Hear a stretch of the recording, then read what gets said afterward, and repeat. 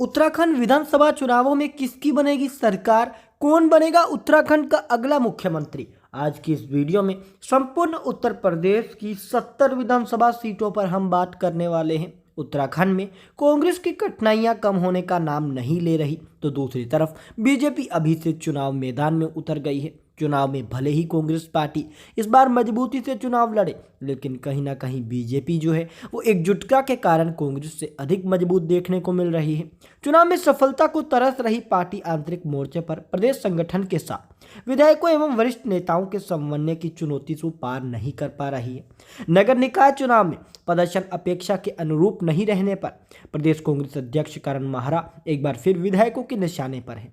उधम सिंह नगर के कीचा से विधायक तिलकराज बेहड़ ने पूर्व प्रदेश अध्यक्ष प्रीतम सिंह ने संगठन में बदलाव को लेकर समर्थन किया है। उधर करण माहरा ने पलटवार के अंदाज में वरिष्ठ नेताओं को पार्टी फॉर्म के साथ अन्य मंचों को संगठन को लेकर बयानबाजी करने पर अनुशासनात्मक कार्रवाई करने की चेतावनी तक दे दी है। ऐसे में आपको बता दें कि कांग्रेस पार्टी उत्तराखंड में अपने ही नेताओं को संभाल नहीं पा रही है, लेकिन वर्तमान स्थितियों में क्या उत्तराखंड में कांग्रेस की सरकार बन सकती है? क्या कांग्रेस पार्टी उत्तराखंड में मजबूती के साथ चुनाव लड़ रही है? आज की इस वीडियो में संपूर्ण 70 सीटों की बात करेंगे। वीडियो में अंत तक बने रहिएगा। वीडियो को लाइक, लाल बटन दबाकर चैनल को सब्सक्राइब कर दें, घंटी के बटन को दबा दें, यह बिल्कुल फ्री होता है। सबसे पहले हम बात अल्मोड़ा की 6 सीटों की करते हैं। तो अल्मोड़ा की 6 विधानसभा की सीटों में से 2 सीटें एनडीए के खाते में जा रही हैं। वहीं 4 विधानसभा की सीटें इंडिया गठबंधन अल्मोड़ा जिले से हासिल करने में कामयाबी हासिल कर सकता है, तो 0 सीटें अन्य के अंदर जा सकती हैं। वहीं हम बात करते हैं दोस्तों बागेश्वर जिले की 2 विधानसभा सीटों की। तो बागेश्वर में 2 विधानसभा की सीटें आती है और जिसमें 1 सीट एनडीए के खाते में जा सकती है, तो एक ही सीट यहां पर इंडिया गठबंधन भी हासिल कर सकता है। यानी बागेश्वर जिले के अंदर एनडीए गठबंधन और इंडिया गठबंधन दोनों ही जो गठबंधन है वो एकदम टक्कर में देखने को मिल रहे हैं। वहीं बात अगर हम चमोली की करते हैं, चमोली की 3 विधानसभा की सीटें आती हैं, जिसमें 1 सीट तो एनडीए के खाते में जाने की प्रबल संभावनाएं बताई जा रही हैं। वहीं 2 सीटें इंडिया गठबंधन के खाते के अंदर जाने की संभावना बताई जा रही है। 0 सीटें अन्य के अंदर जा सकती हैं। वहीं अगर हम बात करते हैं अगले जिले की, अगला जिला हमारे सामने निकलकर चंपावत आ रहा है। चंपावत में आती हैं 2 सीटें। चंपावत जिले की 2 विधानसभा की सीटों में से जो एनडीए है वो यहाँ पर 0 सीटें हासिल करने में कामयाबी हासिल करता देखने को मिल सकता है। तो यहाँ पर जो इंडिया गठबंधन है वो लगभग 2 विधानसभा की सीटें हासिल कर सकता है और अन्य का यहाँ पर खाता खुलता हुआ देखने को नहीं मिल रहा है।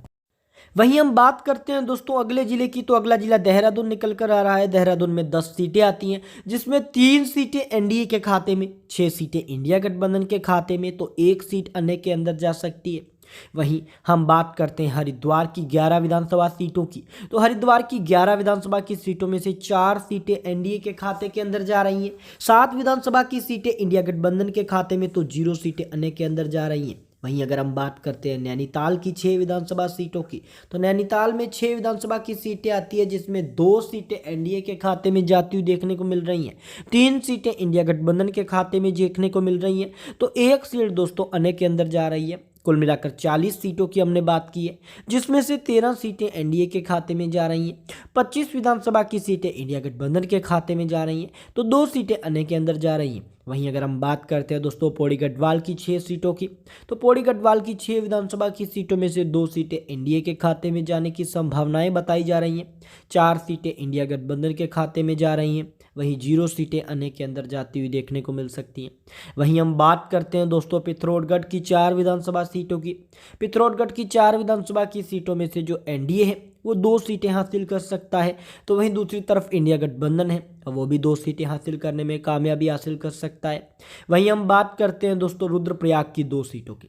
रुद्रप्रयाग के 2 विधानसभा की सीटें यहाँ पर जो है वो इंडिया गठबंधन हासिल यहाँ पर नहीं करेगा, बल्कि एनडीए गठबंधन हासिल करेगा, तो इंडिया गठबंधन को यहाँ 2 सीटों का नुकसान हो सकता है।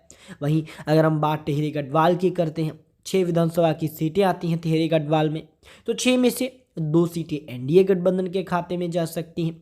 वहीं 4 विधानसभा की सीटें इंडिया गठबंधन हासिल करने में कामयाबी हासिल कर सकता है। वहीं अगर हम बात उधम सिंह नगर की 9 सीटों की करते हैं, तो 4 सीटें एनडीए के खाते के अंदर जाने की संभावनाएं बताई जा रही हैं, तो 4 ही सीटें इंडिया गठबंधन के खाते में जा सकती हैं। वहीं 1 सीट दोस्तों यहाँ से अन्य के खाते के अंदर जा सकती है। यानी यहाँ पर अगर हम कुल मिलाकर बात करें तो अब हम अगले जिले पर पहुँच गए हैं। अगला जिले का नाम है उत्तरकाशी। उत्तरकाशी में दोस्तों 3 सीटें आती हैं, जिसमें लगभग 2 सीटें एनडीए तो मात्र 1 सीट इंडिया गठबंधन के खाते में जा सकती है। वहीं दोस्तों अन्य का खाता है नहीं खुलने वाला। कुल मिलाकर हमने 70 विधानसभा सीटों की बात कर ली है। 70 विधानसभा की सीटों में से 27 विधानसभा की सीटें एनडीए के खाते में जा सकती हैं, 40 विधानसभा की सीटें इंडिया गठबंधन के खाते में जा सकती हैं, 3 विधानसभा की सीटें अन्य के अंदर जा सकती है। कुल मिलाकर दोस्तों 70 विधानसभा की सीटों में इंडिया गठबंधन सबसे आगे देखने को मिल सकता है और 40 सीटों के साथ कांग्रेस पार्टी की सरकार यहां उत्तराखंड में बन सकती है। आप ये वीडियो कहां से देख रहे हैं? आपके अनुसार किसकी सरकार उत्तराखंड में बनेगी? कमेंट में हमें बताएं और साथ ही आप किस तरह के ओपिनियन पोल देखना चाहते हैं हमें ये भी कमेंट करके जरूर बताइए।